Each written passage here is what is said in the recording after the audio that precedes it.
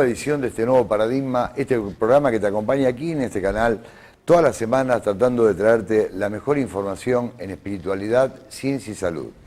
Hoy va a ser un programa un poquito distinto, un poquito diferente, con la misma esencia, ¿no?, que va manteniendo. Yo quería tomar algunos temas que creo que son de interés, de mucho interés para la gente, que es el tema de la vida y la muerte. ¿Qué ocurre después de la muerte? ¿Qué ocurre después de ese momento, para la mayoría de nosotros, muy misterioso, muy triste, más cuando se trata de seres queridos, o la posibilidad de nosotros mismos, ¿no?, de pensar que en un momento el ciclo biológico se corta? Y justamente esta es una de las cuestiones filosóficas. ¿Qué hay después de que una persona deja este cuerpo? Y me encontré con que había tres grandes grupos de pensamientos. Uno de ellos que adhería a que la vida no era más que un ciclo biológico que se reducía al momento de nacer y de morir, y a partir de ahí la muerte era una desaparición total. Solamente quedaba en el recuerdo de los familiares la posibilidad de que esa persona pudiese perdurar en el tiempo. El otro grupo era el grupo que adhiere a muchas de las religiones o tradiciones espirituales teístas, llámese catolicismo, musulmanes, judíos, donde se plantea que detrás de esa muerte hay un resucitar, hay un acercarse a lo que significa el Dios llamado para cada uno, y que la vida continúa después de la muerte. Y otro grupo que tiene que ver con lo que son las tradiciones budistas, hindúes, e incluso con las tradiciones más místicas de estas anteriores que yo nombré, que sostiene que después de esta vida hay un ciclo de reencarnación, un ciclo que es permanente, de vida y de muerte, y que la muerte simplemente sería un cambio de estado, no es una desaparición total. Yo quería compartir con vos tres opiniones distintas. La primera de ellas va a ser la del Padre Enrique, de la Iglesia Católica Liberal. La segunda es la de Mario Cofaro, que representa lo que es el budismo tibetano. Y en tercer lugar, en nombre del taoísmo, Pablo Taboada, que también son toda gente conocida por vos. Son tres informes, tres opiniones distintas que yo quería primero compartir con vos y después ver qué pasa, si tenemos resuelto este tema, y ojalá que lo sea así, qué pasa después a la hora de vivir este mundo concreto. Vamos a compartir las notas y volvemos. Bueno, buenos días a toda la televidencia, a los televidentes. Y la pregunta que me hace Claudio es la vida después de la muerte. Creo que es algo muy difícil para explicar en 3 minutos, pero vamos a intentar desde el punto de vista de nuestra iglesia, que ya hemos dicho que tiene un profundo conocimiento sobre esto, y tratar de aclarar algunas cosas. Primero de todo, que es algo que todos vamos a pasar por esto, ninguno nos vamos a salvar. Desde que nacemos nos encaminamos hacia la muerte. Por lo tanto, yo siempre aclaro y le digo a las personas que por ahí no entienden esto de la vida y la muerte, que la muerte es algo tan natural como nacer. Por lo tanto, no puede ser algo malo, la naturaleza no se equivoca. Nuestros conceptos que le ponemos de que es malo morirse, quizás también por la creencia que hemos sido inculcados de un cielo y un infierno, al cual tendremos que ir, eso hace que tengamos miedo, temor a lo desconocido, y eso hace que justamente la persona le tema a la muerte. Por eso el adquirir conocimiento sobre qué es la vida después de la muerte nos libera un poco de eso. Y hay mucha literatura respecto a eso. Si bien para poder acceder a esos planos donde va el alma cuando deja el cuerpo, uno tiene que tener despertado otro sentido, aparte de los 5 sentidos físicos que tenemos. Por crecimiento de la parte espiritual se despiertan otros sentidos en la cual uno puede proyectar la conciencia o el alma al lugar justamente a donde va el alma cuando deja el cuerpo. Que pierde el cuerpo físico en el plano físico, es cuando se produce la muerte física, pero el alma continúa viviendo del otro lado, en otro plano uno. Y hay gente que puede hacerlo desde el plano físico al otro plano, puede hacerlo conscientemente, pero para eso hay que tener unos dones especiales, como el de la clarividencia, la clariaudiencia, que son otros sentidos más que se despiertan. Generalmente se despierta eso por consecuencia de una mayor espiritualidad. O sea que cuando todos alcancemos un nivel espiritual alto, quizás todos alcancemos esta parte de crecer en la parte espiritual hasta llegar a poder proyectar nuestra conciencia hacia el otro lado. De esta manera vemos que si se nos muere un hijo, un padre, una madre, el hecho de proyectar nuestra conciencia hacia el otro lado, estaríamos con él como lo podemos hacer ahora que estamos hablando. Eso haría que la conciencia que tenemos de la muerte, el concepto que tenemos de la muerte cambiaría totalmente. Porque para estas personas es como que la muerte no existe. Imagínense ustedes que a mí se me muere un hijo y yo proyecto mi conciencia y lo puedo ver del otro lado y hablar del otro lado como está así, para mí la muerte ya deja de ser algo terrible. En cambio nosotros, como nuestra falta de espiritualidad hace que no tengamos ese desarrollo, es justamente por eso que caemos en eso. Bueno, todo lo que nace inevitablemente muere, es impermanente y muere, pero en este caso lo que queda de lado como una ropa vieja que directamente no se puede usar más, así pasa con nuestro cuerpo, pero el continuo mental, que está lleno de causas y condiciones, se mantiene vivo justamente por esas causas para poder desarrollarse como fruto después de la muerte. La óptica del budismo tibetano es muy amplia con respecto a lo que ocurre después de la muerte, pero tiene dos aspectos. Una cosa es lo que vivencian los seres realizados y otra cosa es lo que vivencian los seres no realizados o no iluminados. Entonces, para un practicante del budismo tibetano, la muerte, al haberse liberado del control del cuerpo, de la limitación corporal, tiene una posibilidad muy grande de alcanzar su despertar. En ese momento, al instante que el cuerpo físico ha muerto, tiene una gran posibilidad. Y así sucesivamente vienen otras posibilidades de darse cuenta cómo es la realidad de la vida y de la muerte, justamente. Para los seres ordinarios, que somos la mayoría, quizá esos planos se pasen totalmente inconscientes, pero una de las cosas, y se volvería a renacer de acuerdo a las causas y condiciones que se han efectuado en vida. Pero no obstante, el renacimiento que se va a tener no tienen tampoco que ver solo con la vida anterior, sino con las causas y condiciones de anteriores vidas. Siempre está limitado a esa situación. O sea, la misma impermanencia de la existencia hace que las causas y condiciones generen un fruto en el futuro. Entonces, de acuerdo a cómo vivimos, va a ser el estadio en la parte post-mortem, que en el budismo tibetano se llama bardo, estado intermedio entre la muerte y el nuevo nacimiento. Pero justamente hay toda una guía en el budismo tibetano, que se llama Bardo Todol, que es soplarle al oído esta guía para que la persona se libere en el estado intermedio entre la muerte y la próxima vida.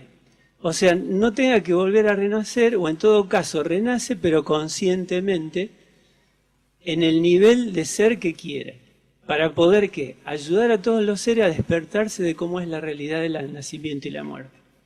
Desde algún lugar profundo se dice que nunca hemos nacido, por lo tanto nunca hemos de morir. ¿Qué hay después de la muerte? Esa es una de las grandes incógnitas de la humanidad. Siempre nos hemos preguntado lo mismo, ¿no?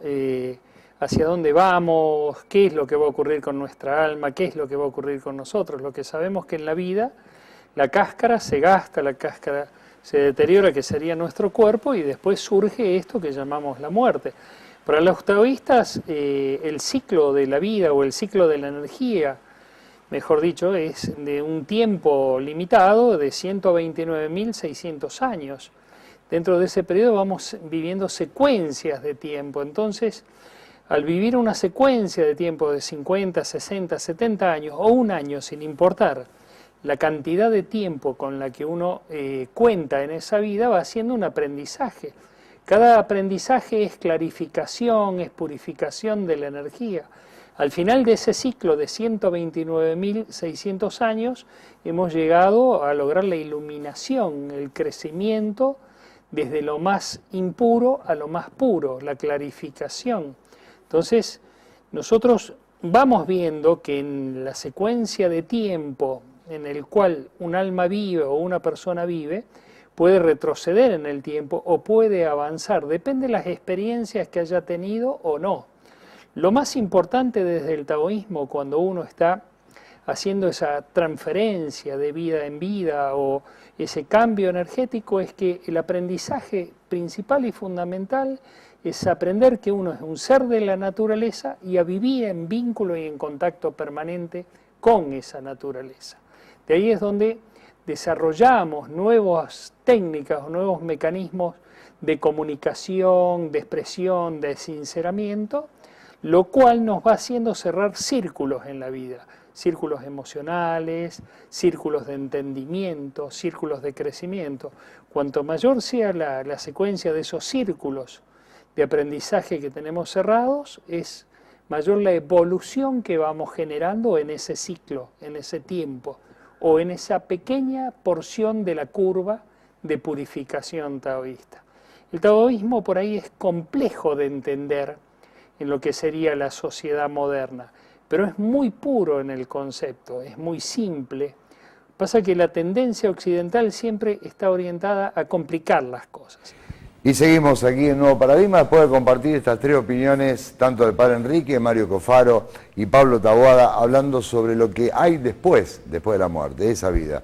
Pero fundamentalmente y básicamente, lo que más nos importa en este plano es eso, justamente vivir. ¿Y cómo vivir? ¿Cómo enfrentar esta cuestión en el mundo cotidiano, del mundo en tres dimensiones, como dicen algunos, que estamos viviendo y que bueno, que ahí tenemos que hacernos cargo y responsable de todas las acciones que vamos cometiendo. ¿Cómo mejor vivir? ¿Cómo hacer para vivir en un estado donde nos contribuya no solo a nosotros mismos, sino al conjunto de la sociedad? También tomamos a ellos tres, tanto al padre Enrique, a Mario Cofaro y a Pablito Taboada, para que nos cuenten qué es vivir de las distintas tradiciones espirituales que ellos representan. Vamos a verlo. Bueno, la pregunta siguiente es justamente cómo podemos vivir mejor o cómo es la vida o cómo podemos lograr una mejor calidad de vida. Bueno, esto también es muy difícil decirlo tan rápidamente, pero vamos a tratar de redondear. Tiene que ver justamente con la parte de la muerte también, porque en gran medida la consecuencia de la vida post-mortem que vamos a tener tiene mucho que ver cómo vivimos en la etapa previa, o sea, cómo hemos vivido en esta vida física va a ser como vamos a vivir después, en el otro plano, sin el cuerpo físico. Tiene mucho que ver con eso. Por eso es importante ir sembrando bien en esta vida para después, en la vida post-mortem, tener un plano, un nivel adecuado, no entrar en un lugar grosero o bajo en el cual tengamos que padecer ese lugar. Por ejemplo, una persona que padece el problema del alcohol, seguramente y muere de cirrosis por el alcohol. Seguramente su vida en esta etapa ha sido bastante mal porque el alcohólico pierde la familia, pero lo mismo pasa con el que juega o con el que se droga o el que tiene mal carácter. Eso nos hace padecer de tal manera que nuestra vida se torna diaria, es como si fuese un infierno continuo. Entonces no vivimos bien. Pero todo eso uno lo puede ir superando en la medida que va creciendo en la parte espiritual. Cuando uno va superando esas distintas etapas, uno va a tener una vida más armónica. Bueno, eso es justamente lo que tenemos que tratar de lograr en esta vida para que después, del otro lado, cuando pasemos, que dejemos el cuerpo físico y pasemos a la otra etapa, tengamos una mejor calidad de vida, incluso del otro lado también. Esto es por evolución. No se le puede poner una inyección de espiritualidad a la gente y decirle ya sos espiritual.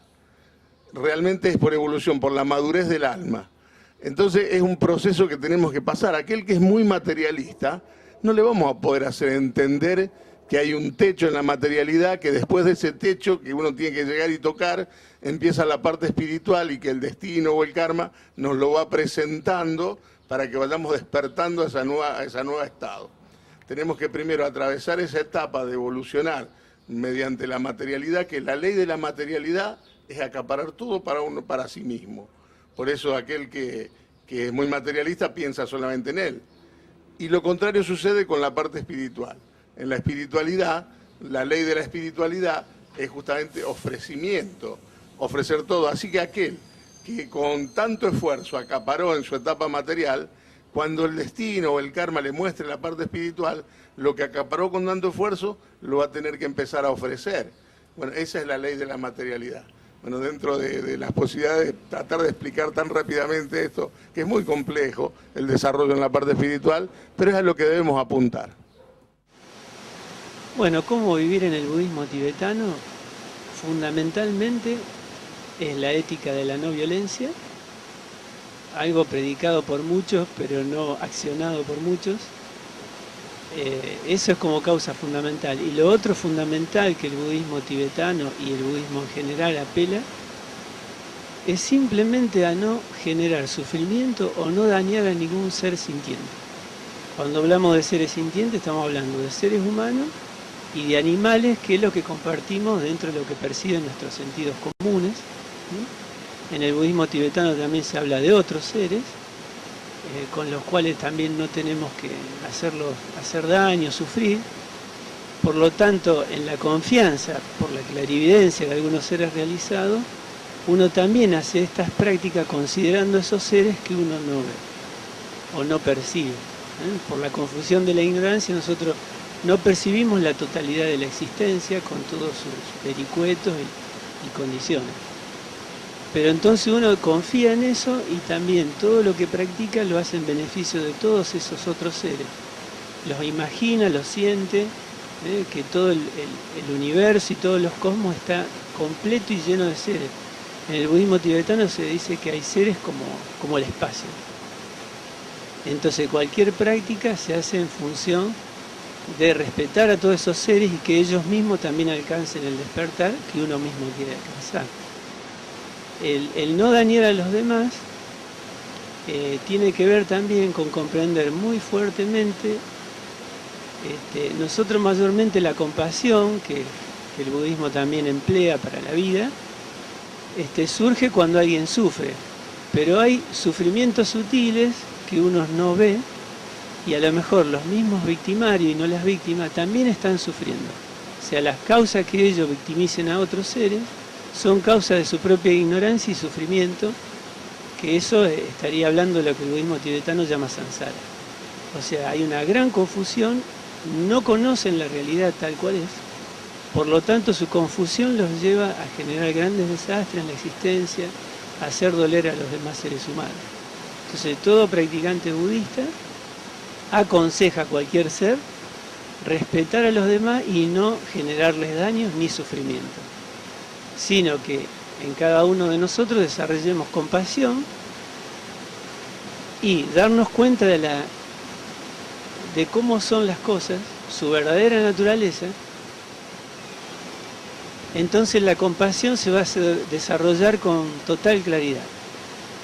La compasión es justamente que uno, todo amor que consigue para sí mismo, toda compasión, lo dedica no solo para uno, sino para todos los seres, ecuánimemente. Justamente actuando de esa manera y con la mayor inteligencia y sabiduría, es que podemos también tener una buena muerte, por decir así. Todo el temor a la muerte va a ir desapareciendo poco a poco. La misma vida es un entrenamiento para disolver cualquier temor de la muerte. Bien, ¿cómo vivir? ¿Cómo vivir desde el taoísmo? El taoísta es simple en sus lecturas de lo cotidiano, simple en su modo de vida. El taoísta lo que quiere es fundamentalmente encontrarse con sí mismo y con las verdades que tiene para descubrir, poder vivir en vínculo directo con la naturaleza. Y cuando hablo de vínculo con la naturaleza, no hablo de abrazarme a un árbol, hablo de la naturaleza humana, de sincerarse con las emociones, de ser honesto con uno mismo, estar vinculado al dolor, poder manejarlo, poder vivir la experiencia, convertir las experiencias positivas y negativas en un crecimiento. Y ese crecimiento es lo que nos permite llegar a una iluminación, llegar a un estado de desarrollo en el cual la sinceridad con nosotros mismos sea un grado tal que ahí nos vinculamos con la naturaleza. La naturaleza es simple, la naturaleza es precisa, la naturaleza es eso, es naturaleza. Le podemos buscar 1000 vueltas filosóficas, pero no, es desde lo simple llegar a lo complejo y desde lo complejo poder encontrarnos a nosotros mismos en la simpleza que nos invade y que nos embarga permanentemente. Ser taoísta es ser parte del universo, es ser parte del Tao, o sea, estar en un vínculo directo con Dios, por decirlo de alguna forma, y seguir las enseñanzas del universo. Nosotros estamos en una occidentalización o en una sociedad que se ha aferrado al intelectualismo, a la búsqueda en Internet, a la búsqueda en libros de un montón de conocimientos que a veces son vacíos y que generan confusión. Lao Tse dijo, comencé a aprender en el momento que dejé de leer. Bueno, esa es la función del taoísta. No digamos, ¿no?, dejar de leer, pero sí entregarse al conocimiento del universo, entregarse a lo que es la percepción y guiarse por esa percepción. Por eso, taoísta dice que el cerebro intelectualiza y muchas veces engaña, y que cuando uno se rige en la vida lo que tiene que hacer es regirse por la lectura y el conocimiento del corazón. El corazón nunca te va a engañar, el corazón se sincera con tus emociones, con tu psiquis, con tu intelectualización, y te lleva a un punto de conocimiento y de luz que te permite estar en armonía con el todo. Y el todo es Tao, el todo es el universo. Cuando el conocimiento desciende, cuando el conocimiento llega, nos abre puertas que nos lleva a territorios insospechados para la humanidad. Y bueno, es eso, simpleza nada más. Desde lo simple, conocer la naturaleza humana y fundamentalmente nuestra propia naturaleza.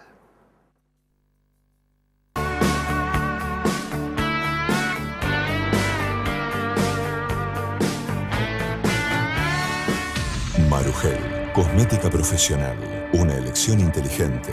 Representantes de LACA, Laboratorios de Cosmética Avanzada en Rosario y San Nicolás. Marugel Cosmética, San Juan 1833, 421-1045, 449-1145. CEMEC, Centro de Enseñanza de Medicinas Complementarias. Inscripción abierta. Medicina tradicional china, auriculoterapia, reflexología podal, instructorado de yoga, masajista corporal. Instituto CEMEC, San Juan 2064, 426-1289, 155-4095-32, www.cemec-rosario.com.ar. Neuroalquimia, plataforma holística integrativa, carrera de recodificación de la memoria celular. Neuroalquimia crece. www.neuroalquimia.com. 0341-153-462901. Araloe, elixir de aloe vera y arándano. Disponible en dietéticas y farmacias. Araloe, la solución natural para la gastritis. 426-4166.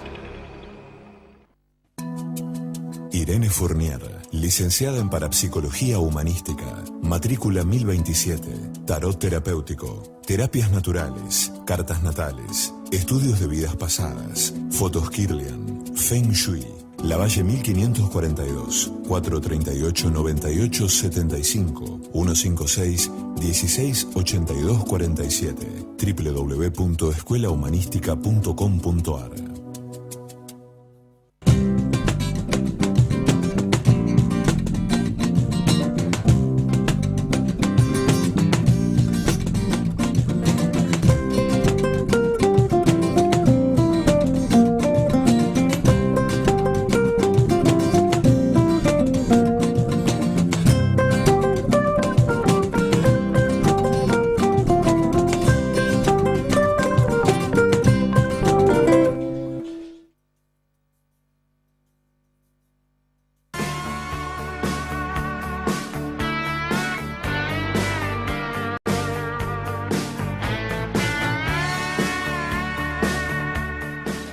Dos áreas importantes también a la hora de tener una mejor calidad de vida es la reflexología y la acupuntura.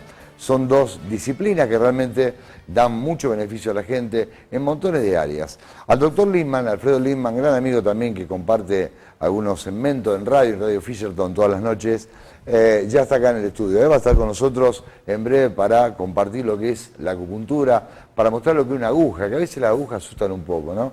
Y vamos a ver que no es para tanto. Nos va a hablar de los macrosistemas, los microsistemas, lo que tiene que ver con eso.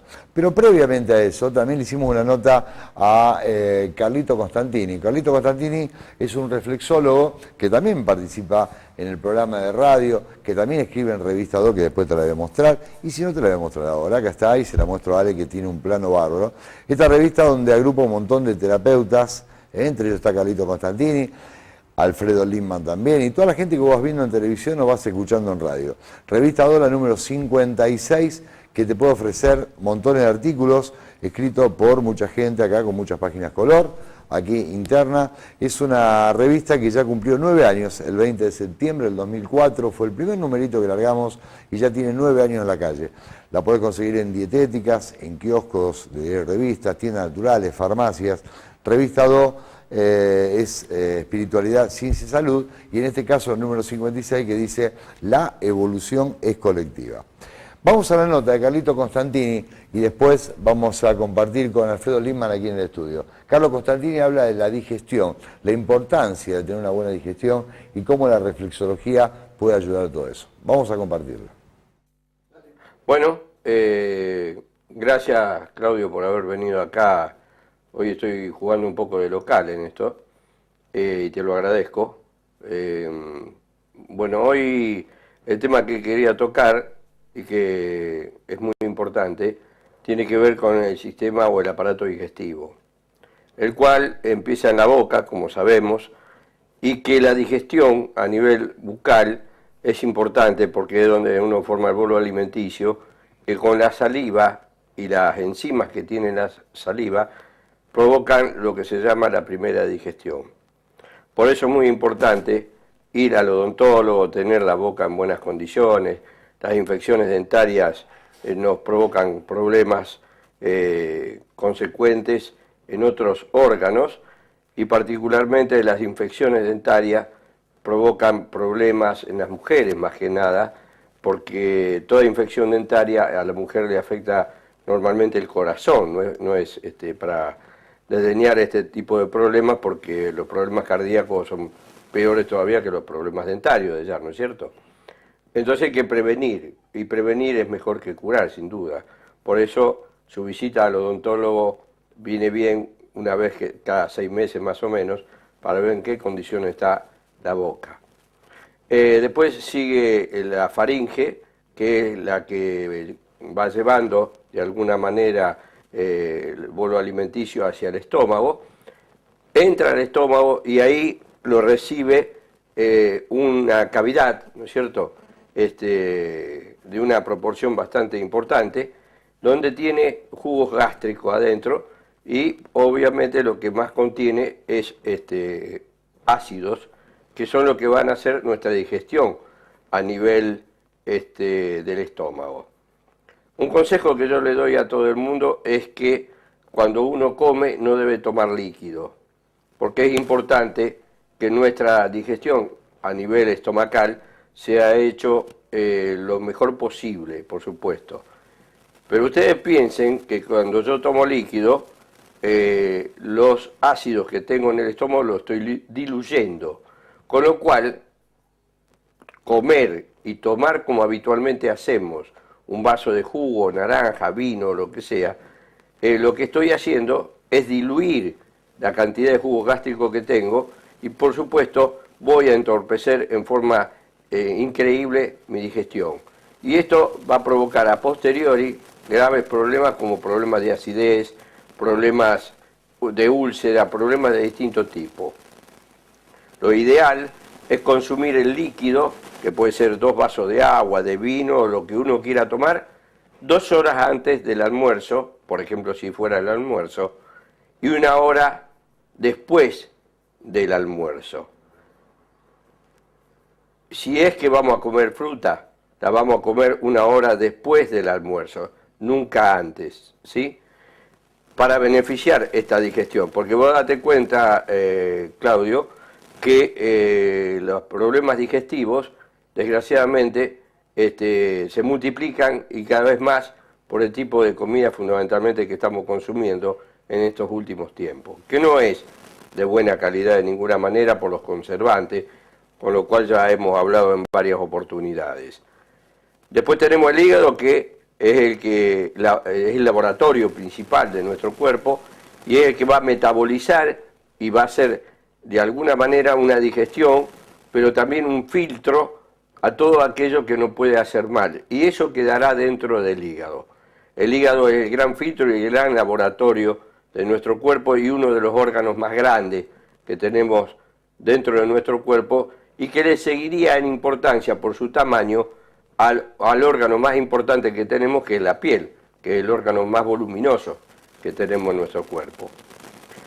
Después del hígado, las enzimas y todo lo que nosotros comemos pasa al intestino. Está el intestino delgado, en la parte de arriba el ilión, en la parte de abajo el yeyuno. Después de que hacemos la digestión intestinal en el intestino delgado, que tiene varios metros de largo, pasa al colon ascendente, el colon transverso que pasa por abajo del estómago, y el colon descendente que va por el lado izquierdo del abdomen hacia la zona del sigmoideo, el recto y finalmente el ano. Ahora bien, yo apunto fundamentalmente a lo que pasa en nuestro intestino. Hay comidas que son altamente ineficaces para nuestro intestino y altamente tóxicas para nuestro intestino.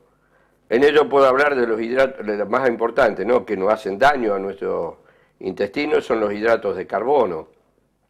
Los hidratos de carbono sabemos que cuando lo ingerimos estamos consumiendo azúcares.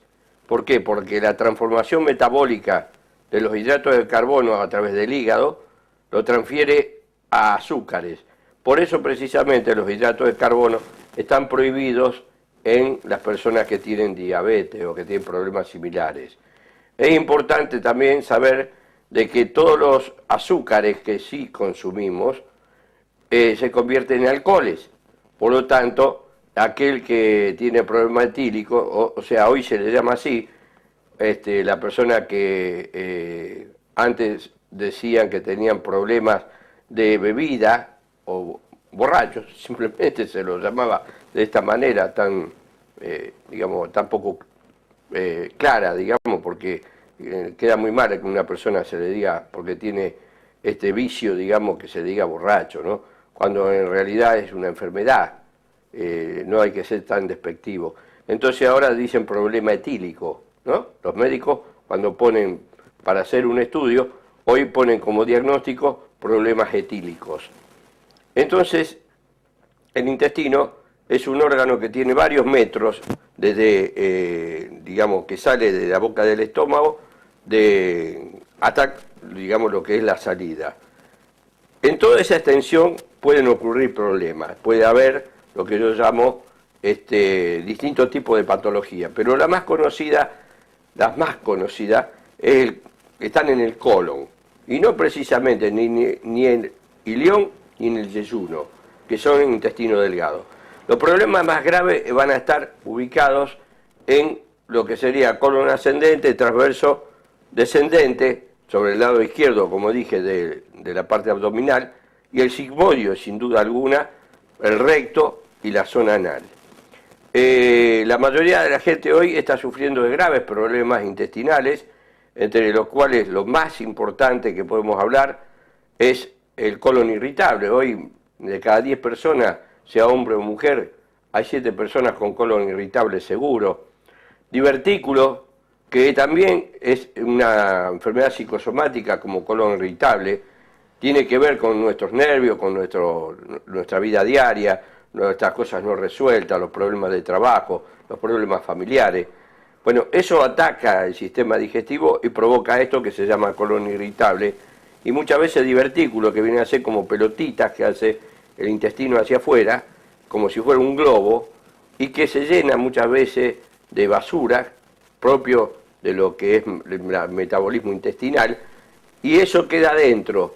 Si nosotros vamos a consumir harinas, fundamentalmente, como dije antes, hidratos de carbono, o lo que es peor, verduras, que en general verduras crudas, el residuo de la verdura cruda va a quedar dentro de esos lugarcitos, esos escondrijos, digamos, que tiene el intestino, y va a provocar graves inflamaciones e infecciones en el intestino. Inclusive un estallido de un divertículo puede provocar la muerte, sin duda, de la persona, porque es peor que el apéndice, sin duda, porque estamos en el final ya del trayecto digestivo. También los pólipos a nivel del intestino, que generalmente los pólipos están en el recto, no están en la zona sigmoidea, generalmente están en el recto. Y hay otros problemas que tienen que ver con la absorción, o sea, con la mala absorción de lo que nosotros consumimos para nutrir nuestro cuerpo, como vitaminas, oligoelementos, aminoácidos, etcétera, etcétera. ¿Pero por qué? Porque hay cosas que nosotros consumimos, como por ejemplo, esto lo hemos hablado muchas veces, Claudio, la leche, por ejemplo, es un gran tóxico para nuestro sistema digestivo, un tóxico realmente importante, que va a provocar en nuestro intestino una pavimentación, se le llama, de todo el piso intestinal, especialmente en el colon, donde nacen como unos deditos en la base del intestino, de todo el intestino, pero fundamentalmente en la parte colónica, donde eso se llaman cilias. Las cilias son las encargadas de tomar de los alimentos todo lo que nosotros necesitamos. Y esto es importante porque esto es lo que va a hacer que nosotros nos sintamos bien, que las vitaminas que incorporamos a nuestro organismo no vengan fenómenos. Pero ¿qué pasa? Todo esto que nosotros podemos consumir, como la leche, como hidratos de carbono, como alcoholes, como café, como que es un irritante bastante importante para nuestro organismo, alcohol. Bueno, en definitiva, todo lo que nos haga mal al intestino va a ser como un escudo en el intestino para que el intestino no cumpla con la función para la cual fue creado. Y entonces ahí es donde tenemos los graves y grandes problemas digestivos, pero fundamentalmente a nivel de estómago, de hígado y de intestino. Por supuesto, para redondear, no nos tenemos que olvidar el páncreas, que tiene gran culpa muchas veces en nuestros problemas digestivos, pero porque no lo tratamos bien. Es decir, al comer de mala manera, al comer cosas indebidas, con muchos conservantes, y a lo mejor comer en gran cantidad, es preferible comer poco, muchas veces en el día, y no mucho de golpe, y llenar el tubo digestivo, y como dicen algunos, ponerse pipón con la comida, que en definitiva nosotros tenemos que comer para vivir y no vivir para comer. Ese es el mensaje. Y era la nota, Carlito Constantini, reflexólogo, hablando de esta importancia que tiene la reflexología a la hora de tomarlo como una de las disciplinas importante. Acá hablaba de la digestión, pero hay montones de cuestiones que la reflexología puede ayudar. Y lo tengo a Alfredo Lindman aquí en el estudio. Alfredo Lindman, buenas noches y muchas gracias por estar acá. Buenas noches, Claudio. Médico cardiólogo, médico acupunturista, fundamentalmente es el tema por el cual te traigo. Y se vino con su amigo o su amiga, ¿no? Que ya otra vez lo trajiste, que es una forma de llevar a la práctica todo esto. Como para ver, digamos, sí, algunas, sobre todo el tema de los microsistemas. De los microsistemas. Y ahí trajiste una agujita. Sí, traje unas agujas. Traje unas agujas como para mostrar antes de iniciar qué es, digamos, la aguja de acupuntura. Son agujas descartables que tienen distintas medidas. Yo traje una medida estándar que es 0,25 milímetros de espesor por 25 milímetros de largo. Las agujas siempre vienen así, hay otros packs sí, de agujas, pero siempre vienen cerradas, como cualquier tipo de material descartable estéril que se usa una vez y se descarta, ¿no? En descartadores. La aguja se abre en esto en cada sesión, en cada paciente, y las agujas tienen, no sé si se puede enfocar acá bien, pero las agujas tienen un tubo. Sí. Esto es una técnica japonesa que es el tubo introductor. Ajá. El introductor se coloca sobre la piel, digamos, y sobre eso va la aguja de acupuntura. La aguja de acupuntura va sobre esta área. Ahora, espera, ahí se lo vamos a dejar Sí, en suspenso. Dame medio minutito, poner una pausa, así te arreglamos el micrófono un cachito y volvemos. Y ahí nos explica bien. Después yo ofrezco las manos también si quieres. ¿Está bien con la tuya? Sí. Vamos a una pauta publicitaria muy chiquitita y volvemos, dale.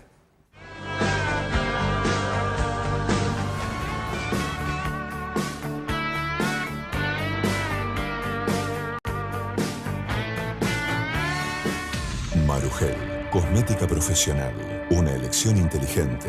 Representantes de LACA, Laboratorios de Cosmética Avanzada en Rosario y San Nicolás.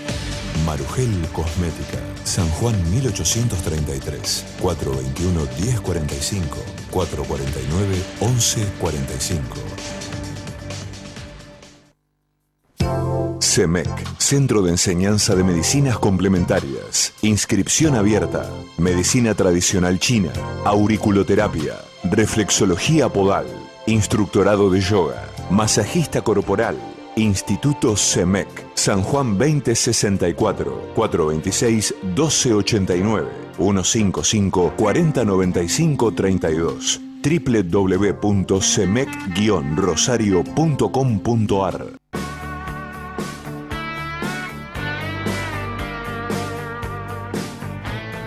Ahora sí, solucionados los problemas técnicos del micrófono, que ahora sí que vamos a sentir algo, vamos a seguir con esta parte de la aguja que me interesa y le interesa a la gente. Sí, digamos, ¿no? yo había hablado que bueno, las agujas son descartables, obviamente descartables estériles, se usan en cada, digamos, se van abriendo y se van descartando con cada paciente, ¿no? Cada paciente que viene usa agujas nuevas.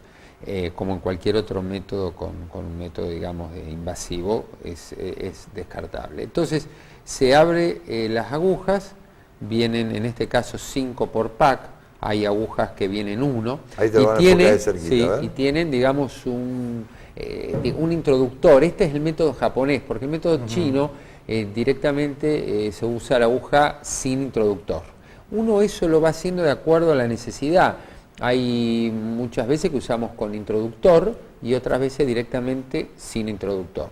Si uno trabajaría con el introductor, hay que colocar la aguja sobre el introductor, adentro del introductor, que en realidad el introductor estaría oficiando como cuando uno coloca una intramuscular. Ajá. Que lo trata de relajar al músculo y después coloca la aguja. Bueno, acá es lo mismo. Esto es como que se llama tubo guía esto. Entonces uno hace una presión sobre la piel para que no se sienta, es esto. También lo puedo hacer sin el introductor. Entonces uno hace, por ejemplo, acá hay un punto que se llama 4 intestino grueso, entonces uno aprieta la zona para que no se sienta y hace la introducción. Y ahí quedó la aguja colocada.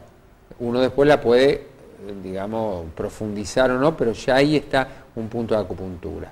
Entonces, ¿qué es el 4 intestino grueso? Ese es un punto. Ahí estaría colocada la aguja. La aguja después puede tener distintas profundidades, manipulaciones, de acuerdo a la zona que yo esté trabajando. ¿De qué depende las profundidades? Las profundidades, por ejemplo, ¿de qué dependería? ¿De qué dependería? ¿Darle más profundidad o menos profundidad? Y dependería del lugar donde yo estoy trabajando, a dónde quiero llegar y del método que yo estoy trabajando. Ajá. Hay métodos que no requieren profundidad y hay otros que sí requieren. Por ejemplo, este método no, yo estoy usando un punto que con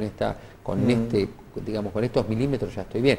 Podría usar un método que necesite más, o a lo mejor estoy en la zona lumbar y necesito colocar un poquito 2 o 3 centímetros. Pero depende de dónde yo estoy trabajando y qué tipo de acupuntura estoy haciendo. Sí. Después, esto es una técnica perpendicular. También la puedo poner oblicua a la aguja y tangencial, que es, digamos, es tangencial la piel, sería a 15 grados. Uno puede decir 90, 70 o 15 grados, prácticamente perpendicular. Eso hay métodos, de acuerdo a qué método estoy usando acupuntura yo, que eso también es importante. Entonces la aguja está ahí colocada, generalmente es indoloro, aunque puede haber, a veces se siente como un mosquito y bueno, y a veces hay formas de acupuntura que pueden molestar. En ese caso, bueno, uno ve, si molesta mucho, usa otra forma, otros puntos, la idea que sea lo más cómodo e indoloro Claro, posible. claro. Entonces, bueno, una vez que está puesta la aguja, se deja el tiempo y después se retira. A veces sangra, en este caso no sangró, y a veces no sangra. En este caso no sangró, pero podría sangrar el punto. Bueno, con un algodón se trabaja, ¿no? La aguja es una aguja, las agujas de acupuntura son agujas no huecas, son agujas sólidas, no son huecas. Y tienen otra característica, que son agujas flexibles.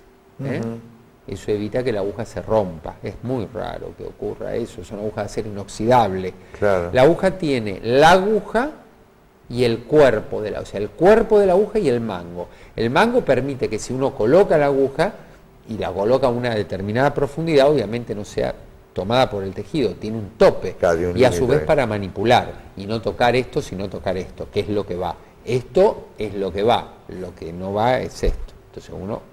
Claro, ese sería como una especie de límite o tope Sí, para aparte que de no... lo estéril y todo, entonces uno trabaja desde ese ¿Y qué lugar. tiempo se lo deja, Alfredo, por ejemplo, la aguja en una persona? Una persona va, vamos a suponer un tema, va con dolor cervical, ¿no? Viene con un dolor El tiempo de- promedio de Sí. colocación de la aguja de acupuntura, promedio te estoy hablando, son 20 minutos. 20 minutos. Puede ir de 10 a 1 hora, hasta 2 horas, pero ahí viene el tema. Los pacientes que vos le dejás 2 horas una aguja, que se llama retención, le haces una retención más allá de los 20 minutos, en general la haces con microsistema, no con el macrosistema, con la aguja de acupuntura general. La acupuntura general en general son 20 minutos.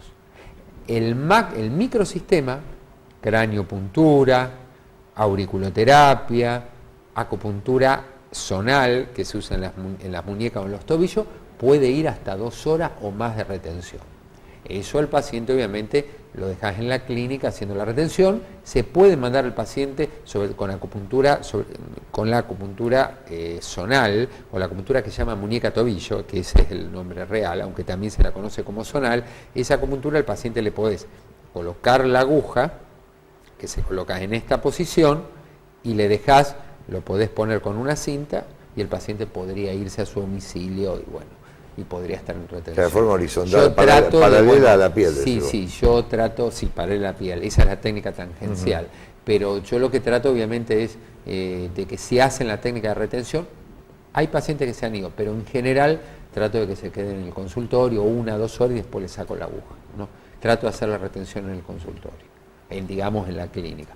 Por ahí un paciente que tiene, por ejemplo, un dolor lumbar y vos le dejás agujas en el tobillo, por ejemplo, para la técnica de esta muñeca tobillo, para lumbalgia, y le dejás la retención, terminó su sesión y le dejás retención, por ahí el paciente a lo mejor puede ir a tomar un café, va a la esquina, volver o da una vuelta y volver, porque en general con la técnica de retención, y sobre todo lo que sea cualquier tipo de retención con microsistema, la movilidad del cuerpo en la zona donde está actuando la aguja aumentaría el efecto. Se habla que se moviliza la energía y aumenta el efecto terapéutico. Por ejemplo, un paciente con lumbalgia, el hecho de caminar, movilizarse, aumentaría el efecto terapéutico usando microsistema. Está, ¿no? Sí, sí. Un paciente con dolor de hombro, le dejás microsistema, termina la sesión y bueno, y se queda en la clínica movilizando el hombro, caminando, haciendo movimiento, eso aumentaría el efecto terapéutico. Esto tiene que ver, que ya lo trajiste otra vez, con lo que significa el microsistema de Yamamoto. Una forma de microsistema, Una forma, que es el microsistema de Yamamoto. Sí. Una cosita más antes de terminar con las agujas, que las agujas, hay distintos tamaños. Esta es un tamaño estándar. Hay agujas más chiquitas que 0,20-13, más chicas. Y otras que son 0, por ejemplo, 25-30, 0,30-40. Pero en realidad son, digamos, 4 centímetros, 3 centímetros, 1 centímetro, pero el espesor no varía tanto, 0,25, 0,30, entonces no es tanta 0,20, es decir, sí, siempre son agujas muy finas y muy flexibles, digamos, en ese sentido. Que no hay posibilidad de que se rompan. No, es rarísimo, no. Está descrito la rotura, pero es total, como una posibilidad remota. Sí, digamos. como una posibilidad remota, pero en otros tiempos. Ahora no hay descripción de cuando usaban otro tipo de agujas, pero no con el tipo de agujas que se usan ahora. No, para nada. Vamos al amigo o a la amiga. Sí, yo lo traje como digamos la cabeza para visible, que yo había hablado el otro día de la ubicación. La craniopuntura de Yamamoto es una forma de acupuntura craneal, que es la única craniopuntura de origen japonés que la crea él. Después las otras son acupunturas chinas craneales. Habíamos explicado que este es el mapa de la cabeza. Sí. En la acupuntura craneal japonesa, acá tenemos lo que se llamarían los puntos básicos que trabajan áreas sensoriales, cerebrales y osteomusculares. Entonces, nosotros, por ejemplo, tenemos un punto que estaría representando a las cervicales, un punto que estaría representando a la parte de hombro y cervical bajo, y otros puntos que estarían representando a todo el miembro superior. Todo esto acá sería, por ejemplo... ¿Hay que correr así? Sí, así lo vemos. acá sería hombro, sería hombro, codo, antebrazo, muñeca, mano. Es decir, estaría representado por todos estos puntos, toda una línea. Y uno lo va buscando por palpación, dónde está, porque ¿qué es lo que uno busca acá? Lo que va a buscar es un punto de dolor y o contracción del tejido y o elevación del tejido, hill, como le dicen una montaña, digamos, una zona de montaña, o una zona donde el tejido tenga otra contextura, otra textura. En general duele la palpación, en general duele. Una vez, también si uno lo busca con un palpador, queda como un hoyito por el edema que hay. Acá habría, estos puntos estarían representados al área de tórax, todo lo que sea la columna dorsal. Esto sería columna cervical, columna dorsal, y esto sería columna lumbar. Para la parte lumbar están estos puntos y este punto también que estaría trabajando el miembro inferior. Lo que Yamamoto también, después porque estos puntos estarían representando a el ojo, la nariz y la boca. Y estos serían puntos cerebrales, para actuar sobre áreas cerebrales, en recuperación de ACV y otras formas también. Estos puntos serían rodilla, son 3 puntos de rodilla que se ubican acá, también hay otras ubicaciones, y estos serían el punto de oído, que está acá. Acá hay, digamos, donde se ve, está un punto de oído, acá después hay otro punto de oído, otro y otro más atrás, que acá no están marcados, pero están ahí. Esos puntos se llaman línea de tinnitus para los acúfenos. Esa línea de tinnitus haría este recorrido y se va buscando por acá para tratar acúfenos. Después, el sistema de Yamamoto tiene acá, con un diagnóstico que se da en el cuello y o en el abdomen, no sé si se alcanza a ver. Sí, ahí se ve. Ahí se uno va buscando en la zona del cuello, zonas de edema, tensión, dolor. Y en base, si es positivo, y si es positivo en la panza también, lo va a buscar acá. Hay otras zonas también, pero esta zona donde están ubicados los canales. Es decir, si yo, por ejemplo, encuentro el punto de riñón positivo porque hay dolor, hay tensión en la zona de cuello, que también podría ser en la panza, que esas dos zonas diagnósticas de la acupuntura de Yamamoto, yo me voy al punto de riñón, que lo tengo acá, lo busco, si es positivo lo palpo y la zona dolorosa va a desaparecer. Al poner la aguja acá, yo estoy actuando sobre todo el canal energético que es riñón. Ahí está. Qué lástima que se nos fue el tiempo, Alfredito. Se nos pasa volando con vos, realmente. Mirá la agujita, la vamos a guardar después, ¿no? Sí, bueno. Sí, se guardan y al amigo o a la amiga, ¿no? Y en la otra vamos a tratar de, hablar un poquito de la craniopuntura hecha. Ahí está. El lunes que viene, Alfredo Lima va a estar conmigo compartiendo en la radio, en la FM Fisherton, ahí a partir de las 23 horas. Espero que te haya gustado esta propuesta del programa. Vienen otros cambios, a partir de la próxima semana vienen cambios que creo son muy interesantes. Esto fue una especie de transición entre el programa, el formato anterior y este. Estamos buscando la forma que llegue más todavía esta propuesta tan interesante con Alfredo Lima y toda la gente que vos vas escuchando acá. Le agradezco muchísimo al canal, volvemos a encontrarnos la semana que viene. Chao.